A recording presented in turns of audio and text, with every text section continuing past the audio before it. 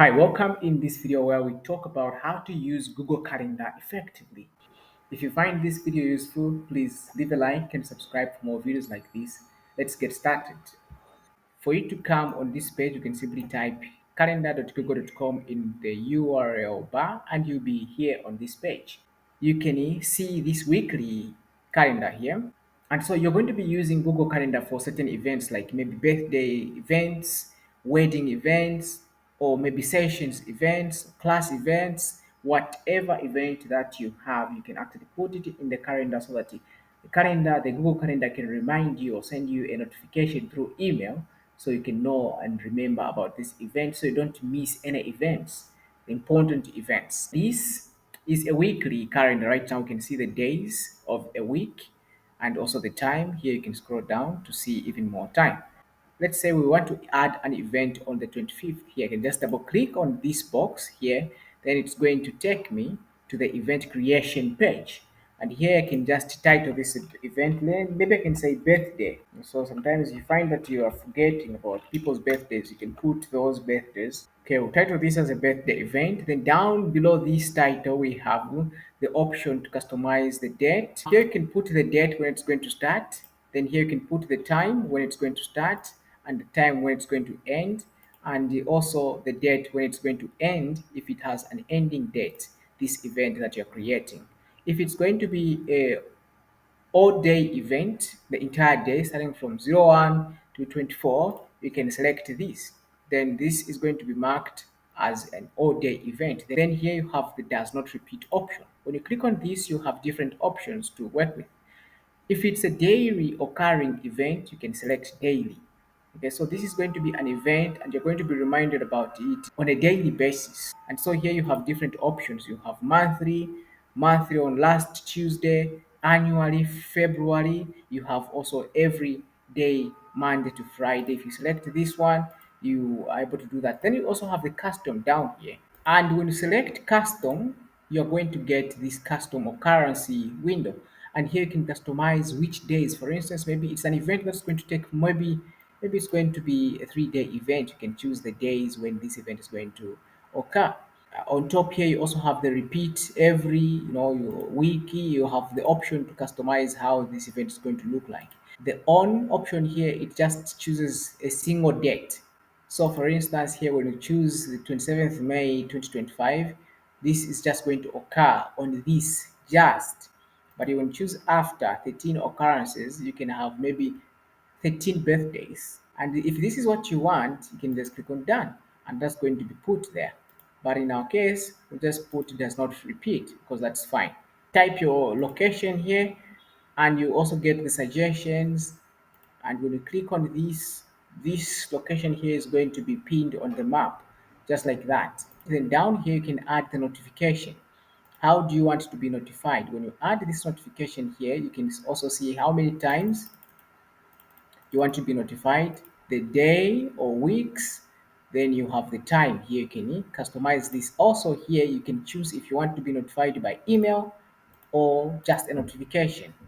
You have these options here. You can also customize and add other notifications by clicking on add notification, and you can customize this accordingly. Also you can delete a notification by just clicking on this X, and so that is deleted. Down here you have the select event color. When you click on it, you can select the event color and customize how your event is going to look like in calendar. Then here you have the free and default visibility. This is just fine the way it is. Most of the times just leave that the way it is. Then down here you can put more information about this event, the description, and also you can customize it. And also here you can add a Google Drive attachment or just an attachment from a computer. So when you click here, you have the option to attach files from your computer here. And so that's something that you might want to do.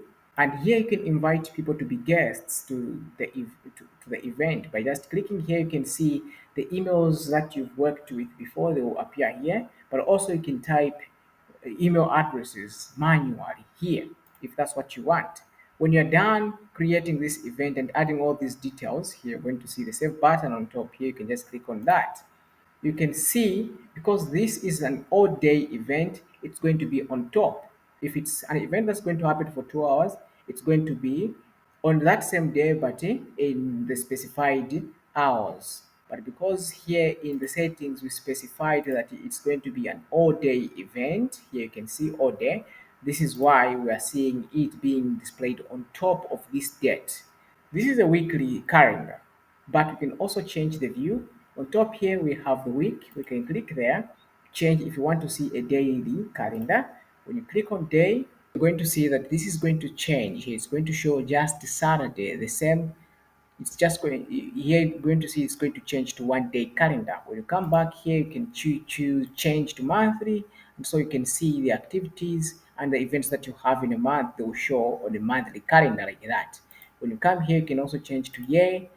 You will be able to see all the 12 months displaying on one page like this. If you come back here and choose schedule, the schedule shows you the events that you have scheduled in your calendar. And you come back here and choose for 4 days. And so here you can see 4 days shows you 4 days of the calendar. And so on and so forth. Here you can just simply choose how you want to view your calendar. I love being in week, so this is where I'm going to choose this. Apart from this, here you can also see the search. When you click on the search, you can search for events in your calendar. Then down here, we have the my calendars and also other calendars. If you click on this drop down here, you can see the calendars that you have in your calendar. You can toggle this on and off. And also here you have other calendars. When you click on this, you can see the calendars that you have in your calendar. And you can also add other calendars. To add a calendar, you can simply click on this plus icon and you can see add or create new calendar. When you click on that, you're going to see that it's going to take you to settings for creating a new calendar. And here you can name this calendar. You can say, okay, my new calendar. When you do that, you can also add a description here. Just copy this and put this here, and you can also put the time zone. Then you can just click on create. Then when it's done, I'm going to see my new calendar successful created. Then you can just close this and go back. I'm going to see the new calendar here. That's how you can create a new calendar in Google Calendar. Then the top button here that we have here for create, this one is used for creating events, tasks, or appointment schedules. So you can use it to create events or tasks. Now, if you've created a task, you can come here under the switch to task to see the tasks that you have in your Google Calendar. To go back to the calendar, you can switch back and forth between calendar and tasks. So you have tasks, you have calendar here. For this weekly calendar that you have here, you can also switch to the next week or to the previous. So when I click back here, it takes me 1 week before. I click here, it takes me 1 week after or 1 week after. If you are working with months here, when we change this to monthly, you can also switch this to months. Just like that, it's going to show you the events that you're going to have next month or the other month or the other month. It's up to you to customize her to just this is how you can work. You can play around with this so you get the experience. Also, this side we have this month. It also has this next and previous. You can click on next to see the next month and previous to see the previous month. Then on top here, you have this main menu. When you click on this, it hides the sidebar. When you click on it, it brings back the sidebar again. Mostly, you're going to be using Google Calendar for events that you want to keep track of. You don't want to miss events. You don't want to miss dates. Maybe certain dates are important. Maybe you have a coaching session with someone. Maybe you have a sales call with someone. You're going to be using Google Calendar to save those events so that Google Calendar can remind you before that event so that you are aware of everything that's going on wherever there's an event that you need to know about. If you found this video useful, please leave a like on this video and subscribe for more videos like this. If you have any questions concerning Google Calendar, please drop them in the comments. I'll be very happy to respond to you. So thank you for watching. I'll see you in the next one.